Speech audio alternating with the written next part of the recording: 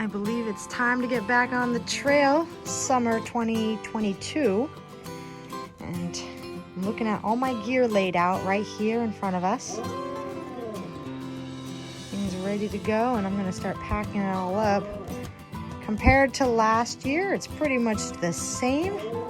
Only thing that's really changed is one, I had to get new poles because my other ones broke on the last week, I think. I'm also bringing, so you can see,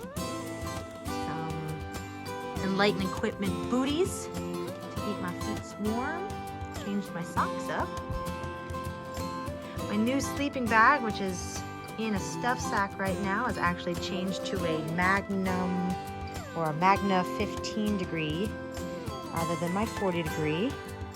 Everything else is ready to go. In my food bag, I have 4 days worth of food. And I have my first aid kit and all my chargers all packed up right there. So let's pack it up and see what it looks like into that bad boy.